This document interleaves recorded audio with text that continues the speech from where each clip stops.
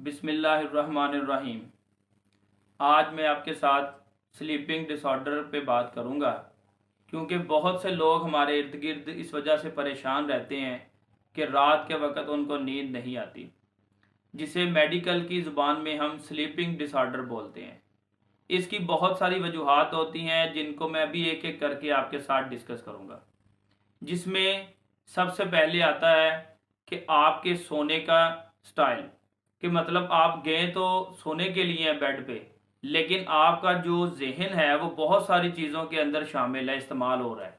मसलन आप mobile use कर रहे हैं, या आप लेट के बेड पे टेलीविज़न देख रहे हैं, या फिर आप किसी से बातें कर रहे हैं। तो ये तमाम चीज़ें जो आप कर रहे हैं, तो जहन आपका ज़ाहिर सी बात है उन चीज़ों के अंदर इस्तेमाल हो रहा है, तो आपको उस वजह से भी नींद नहीं आएगी।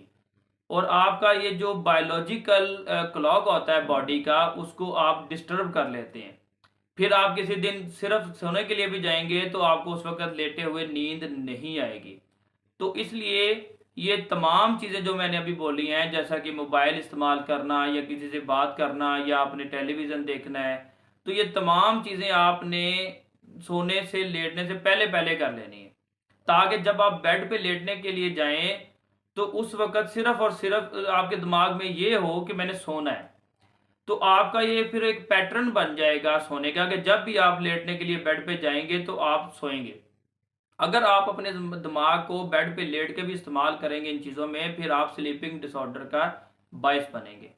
इसके अलावा बहुत सारी मेडिकेशंस होती हैं जो कि इसी स्लीपिंग डिसऑर्डर का बायस बनती हैं। मसलन बहुत सारे ऐसे लोग होते हैं जो किसी ना किसी चीज़ बीमारी में मुब्तला होते हैं। मसलन कोई शुगर के मरीज़ हैं, कोई ब्लड प्रेशर के हैं, या कोई हार्ट की मेडिकेशन इस्तेमाल करते हैं।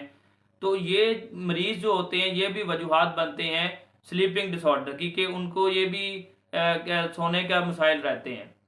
इसके बाद है बहुत सारे लोग जो एंजाइटी का शिकार होते हैं, किसी ना किसी डिप्रेशन का शिकार हैं।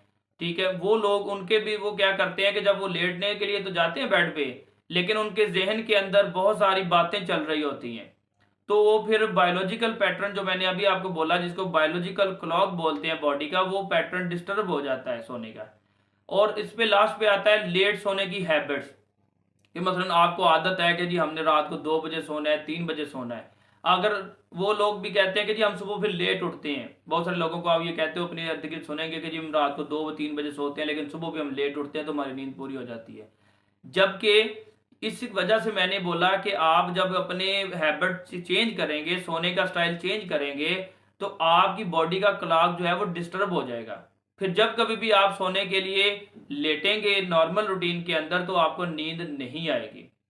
इसके एंड पे आता है जी आपका इन्वायरमेंट, कि जिस जगह आपने सोना है वो कैसा है। उसमें अगर रोशनी बहुत ज़्यादा है, या शोर बहुत ज़्यादा है, या जो आपका बिस्तर है वो प्रॉपर नहीं है ठीक, या फिर आपका जो है टेम्परेचर जिस जगह आपने सोना है रूम का, वो किस तरह है, यानी है बहुत ज़्यादा गर्मी और आपके वहाँ पे जो लेटे हुए हैं आपको गर्मी महसूस हो रही, तो आपका जो जहन है वो प्रॉपर तरीके से आपको नींद नहीं दे सकेगा।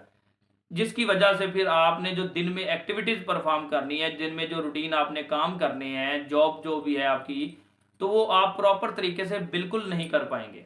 आपका जिस्म जो है वो थकावट, कमज़ोरी जो है वो महसूस करता रहेगा, क्योंकि जो मेटाबॉलिज्म है बॉडी का, उसके लिए आपको नींद पूरी करना बहुत ज़्यादा ज़रूरी है।